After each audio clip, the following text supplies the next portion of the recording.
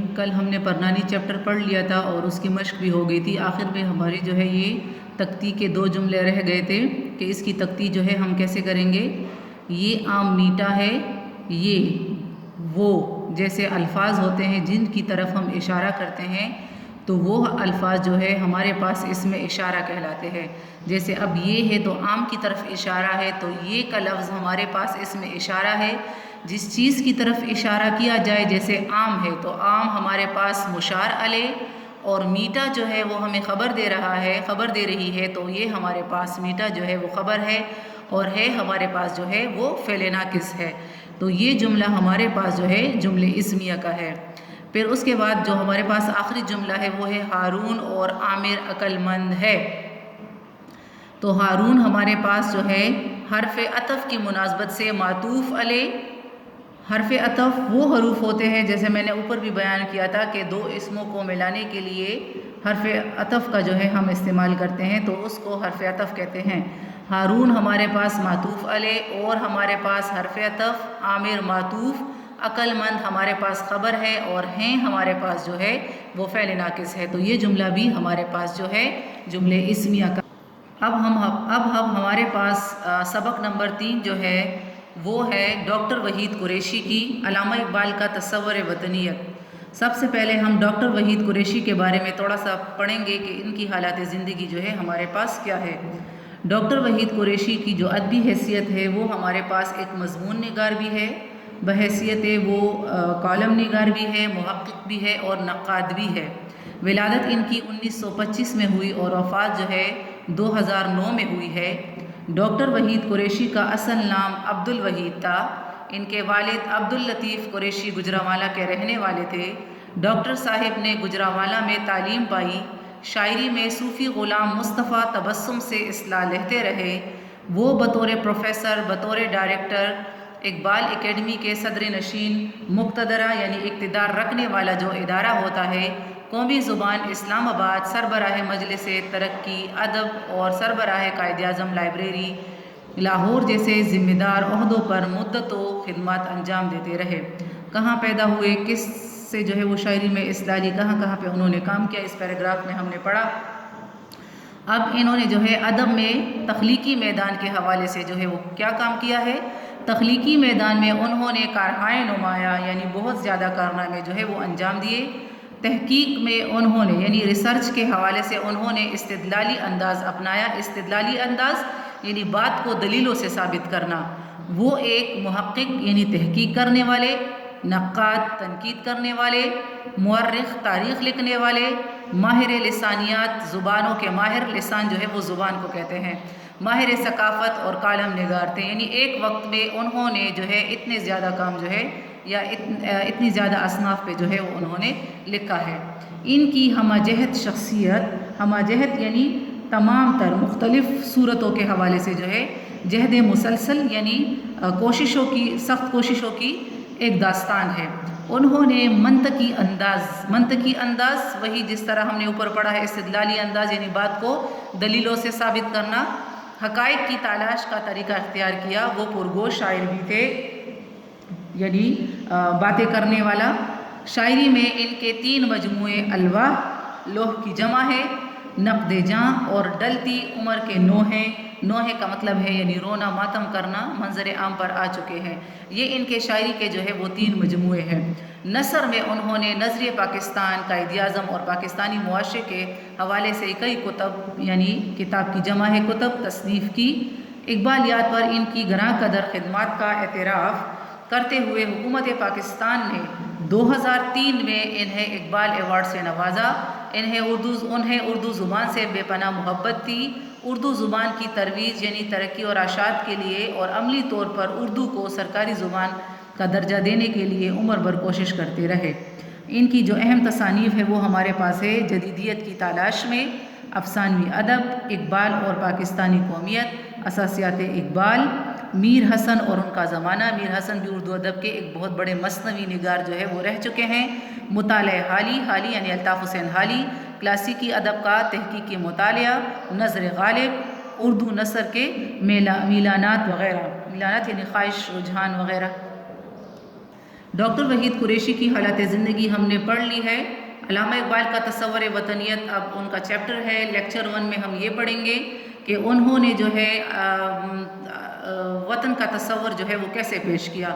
پہلے وہ جو ہے کیسے مغربی تصور وطنیت کے قائل تھے، اور بعد میں انہوں نے جو ہے اس کو ترک کر کے اسلامی نظریہ قومیت کی بنیاد پر جو ہے وطنیت کے تصور کو کس طرح جو ہے وہ استوار کیا ہے۔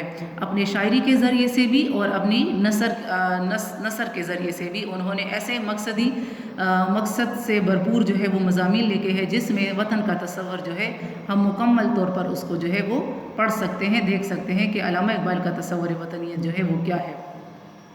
پاکستان ایک نظریاتی مملکت ہے۔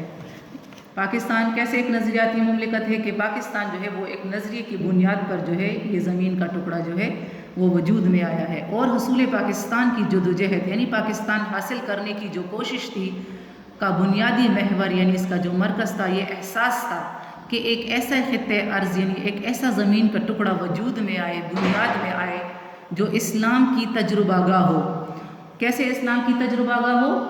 کہ ایک ایسا خطہ ارض وجود میں آئے یعنی زمین کا ایک ایسا ٹکڑا وجود میں آئے جو اسلام کی تجربہ گاہ ہو، یعنی جہاں پہ مسلمان جو ہے اپنی آزادی کے مطابق اسلامی اصولوں کے تحت جو ہے وہ زندگی گزار سکے۔ اور اس اعتبار سے جغرافیائی حدود کا مطالبہ یعنی سطح زمین کے حالات کے بارے میں ایک ایسا زمین کا ٹکڑا جو ہے ان کے حدود میں آئے، ان کا مطالبہ جو ہے وہ پورا کیا جائے کہ جہاں پہ وہ اپنی زندگی جو ہے اسلامی اصولوں کے تحت گزار سکے۔ اسلامی قدروں کے نفاذ کا مسئلہ یعنی جاری کرنا اسلامی قدروں کا مسئلہ قرار پاتا ہے۔ مغربی تصور وطنیت اور اسلام کے تصور ملت کے درمیان کیا فرق ہے؟ یہاں پہ پھر مغربی تصور وطنیت کے مغرب میں وطن کا تصور کیا ہے، اور اسلام جو ہے وہ ملت اور وطن کا تصور کیا پیش کرتا ہے اور اس میں کیا فرق ہے، تو وہ اب ہم جو ہے آگے پڑھتے ہیں۔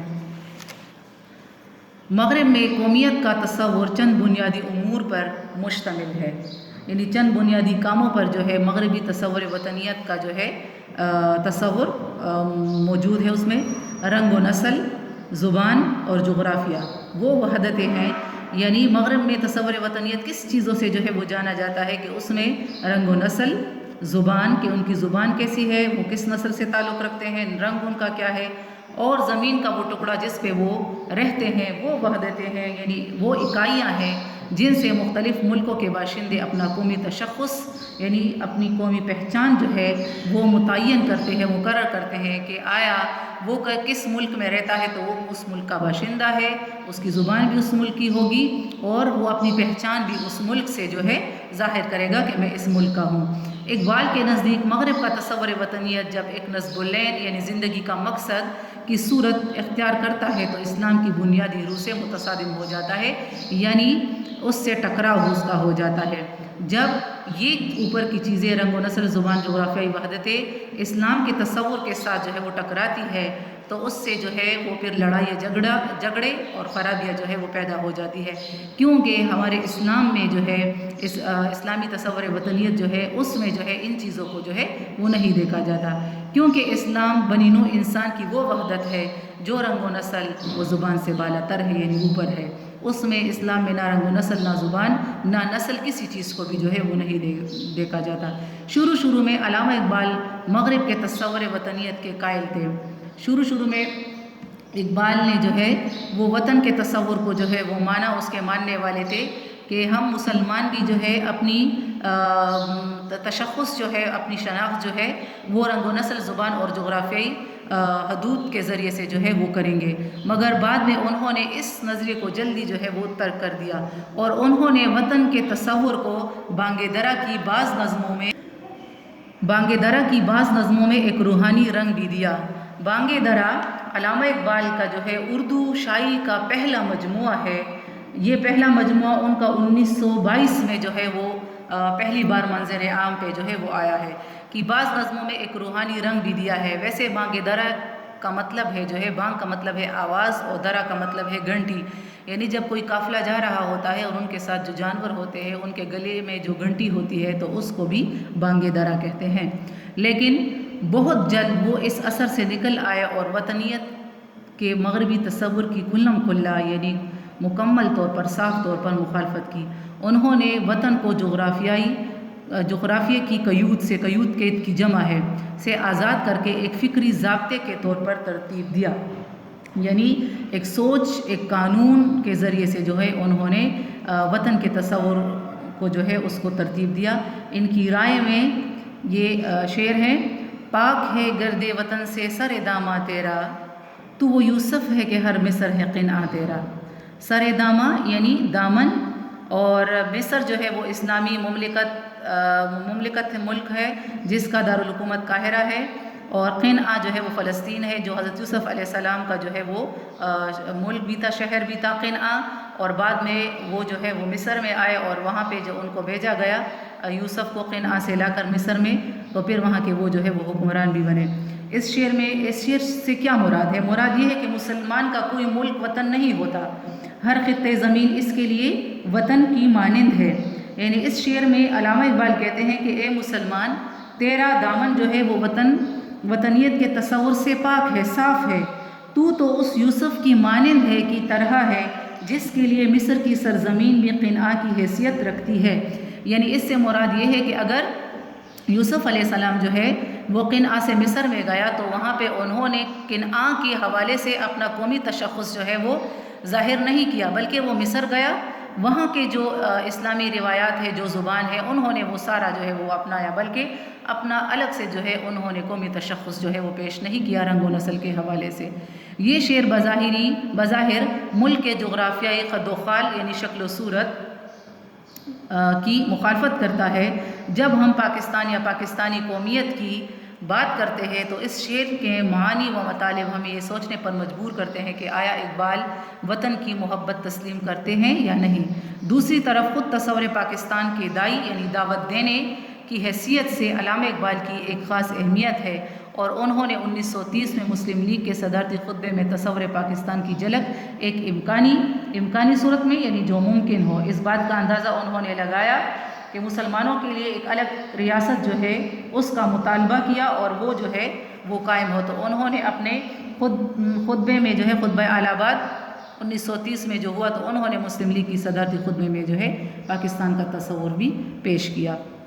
علامہ اقبال کے ہاں وہ تصور وطنیت جس کا آغاز ان کے ہاں جغرافیائی بنیاد سے ہوا تھا، جغرافیائی بنیاد یعنی وہی مغربی تصور وطنیت کے جو وہ پہلے قائل تھے، اور جس کی پہلی واضح صورت دھرتی پوجا یعنی دھرتی پوجا وطن سے محبت کے طور پر سامنے آئی تھی، اسے بہت جلد ترک کر کے یعنی ختم کر کے علامہ نے اسلام کے ضابط حیات یعنی زندگی کا قاعدہ قانون، اس کے حوالے سے وطن کے تصور پر غور شروع کرنا کیا کہ اسلام میں جو ہے وہ زندگی گزارنے کے اصول جو ہے وطنیت کے حوالے سے کس طرح وہ شروع کرنے ہیں یا زندگی گزارنی ہے، تو اس پہ انہوں نے غور و فکر کرنا شروع کیا۔ انہوں نے قائد اعظم کے نام اپنے خطوط میں سیاسی پلیٹ فارم سے پاکستان کا مطالبہ پیش کرنے کی تجویز پیش فرمائی۔ پاکستان وجود میں آیا تو آبادیوں کی تبدیلیاں ہوئی، مقامی اور مہاجر کے امتیازات یعنی ان میں جو مختلف قسم کے ایک دوسرے سے ممتاز ہونا، فرق ہونا، وہ ابھرے، اور تہذیبی سطح پر تغیر و تبدل یعنی تبدیلی کے کئی پہلو ظاہر ہوئے۔ حصول پاکستان حاصل کرنے سے پہلے یہ علاقہ وسیع تر برصغیر کا سیاسی حصہ، یعنی یہاں پہ جب پاکستان وجود میں آیا تو کچھ لوگ جو ہے وہ بھارت کے حصے میں گئے اور کچھ لوگ جو ہے وہ پاکستان کے حصے میں آئے، تو کچھ جو ہے وہ ہندی مسلمان کہلانے لگے اور کچھ پاکستانی مسلمان کہلانے لگے۔ تو ان میں پھر ایسے کون سے کام تھے، ایسی کون سی باتیں تھیں کہ کچھ جو ہے وہ مشترک تھی اور کچھ میں جو ہے ان کے مسائل جو ہے وہ پیدا ہوئے، اور یہاں کے بسنے والے مسلمان ہندی مسلمان کہلاتے تھے۔ اب اس بر صغیر میں دو بڑے ملک بھارت اور پاکستان دونوں ممالک میں مسلمان موجود ہیں، اس لحاظ سے بھارت کے مسلمان اور پاکستان کے مسلمان الگ الگ ملکوں کے باشندے ہیں یعنی رہنے والے ہیں، یعنی ہندی مسلمان الگ اور پاکستانی مسلمان الگ۔ تو ان میں اور پاکستان کے مسلمانوں میں فکر و نظر یعنی سوچ کے حوالے سے، نظر کے حوالے سے کون سی مشابہتیں یعنی ایک جیسی باتیں یا فکر، سوچ، نظر اور کون سے اختلافات پیدا ہو چکے تھے۔ پاکستانی مسلمانوں کا قومی رشتہ بھارتی مسلمانوں اور دیگر مسلم ممالک کے ساتھ کیا ہے؟ اب وہ مسائل جن پر جو ہے مسلمانوں کے باقی مسلمانوں کے ساتھ یا باقی ممالک کے ساتھ جو ہے وہ کس طرح پیدا ہوئے وہ ہم بیان کریں گے۔ پاکستان کے وجود میں آنے کے بعد یہ مسئلہ اہم ہے کہ آیا مغرب کے وطنی تصور کو قبول کرنا ہوگا یا اسے رد کر کے اپنے تشخص کو ملی عزائم کے ساتھ منسلک کیا جا سکتا ہے۔ جب پاکستان وجود میں آیا تو سب سے پہلے یہ مسئلہ ابھرا کہ آیا کہ سب سے پہلے وہ جو مغربی تصور وطنیت ہے اس کے تحت وہ زندگی گزارے یا اس کو جو ہے ختم کر کے اپنی شناخت جو ہے ملی عزائم ملی ارادوں کے ساتھ جو ہے منسلک کر کے اپنے لیے ایک الگ راہ جو ہے وہ نکالے۔ پاکستان کی قومی زبان اردو ہے۔ مختلف مسلمان ممالک میں یہ لسانی اختلاف موجود ہے۔ لسانی یعنی زبان کے حوالے سے آج بھی مختلف ممالکوں میں جو ہے یہ اختلافات چل رہے ہیں۔ ایران میں فارسی، عرب ممالک میں عربی، پاکستان میں اردو، انڈونیشیا میں انڈونیشیائی زبانیں ملکی اور قومی سطح پر چل رہی ہے۔ یعنی ہر ملک میں جو زبان ان کی قومی ہے اسی کی مناسبت سے جو ہے وہ لوگ وہی زبان جو ہے بول رہے ہیں، استعمال کر رہے ہیں۔ تو پھر اس بات کی تلاش ضروری ہے کہ مسلمانوں کی تہذیبی زندگی میں زبانوں کی کیا اہمیت ہے اور زبانوں کے بارے میں 1300 سال میں مسلمانوں کا رویہ کیا رہا ہے۔ تو اس پیراگراف میں زبان کے حوالے سے جو مختلف مسائل کے سوالات اٹھتے ہیں کہ کس طرح مختلف ممالک جو ہے وہ زبان کے حوالے سے بھی ایک دوسرے کے ساتھ اکثر جو ہے اختلافات میں رہتے ہیں، مگر یہاں پہ علامہ اقبال نے پھر اس بات کو بھی واضح کیا ہے کہ زبان کو اگر مسئلہ بنا دیا جائے، مقصد قرار دیا جائے تو اس سے بہت سے مسائل جو ہے وہ پیدا ہوتے ہیں۔ ان سوالوں کے علاوہ بھی بہت سے سوال سامنے آتے ہیں۔ زبان کے حوالے سے بھی ایسے سوال بہت سارے آتے ہیں، بہت سارے ایسے مسائل آتے ہیں جن کے صحیح حل پر ہماری قومیت کی بنیادیں جو ہے وہ استوار ہو سکتی ہے۔ یعنی اگر ہم مکمل طور پر ان سوالات کا حل نکالیں تو ہماری جو قومیت ہے، ہماری جو ملت ہے، اس کی بنیادیں جو ہے وہ مضبوط ہو سکتی ہے۔ لیکن اتنے الجھے ہوئے سوالات کا کوئی مختصر سا جواب تو نہیں۔ اتنے کم وقت میں جو ہے یا تھوڑی دیر کے لیے بیٹھ کر اگر اس پر سوچا بھی جائے تو مختصر ٹائم میں ان مسائل اور ان سوالات کا مختصر سا جواب جو ہے وہ ممکن نہیں ہو سکتا جب تک مکمل طور پر سوچ بیٹھ کر اس پر جو ہے وہ سوچا نہ جائے تو ممکن نہیں۔ ہاں، غور و فکر کے لیے یعنی سوچ کے لیے اس پر جو ہے توجہ دی جائے تو اس کے لیے بعض راہیں جو ہیں یعنی راستے جو ہے ضرور متعین کی جا سکتی ہے، یعنی مقرر کی جا سکتی ہے کہ اس سے مسائل پیدا نہ ہو بلکہ بات جو ہے وہ صحیح راستے پر جو ہے وہ چلے۔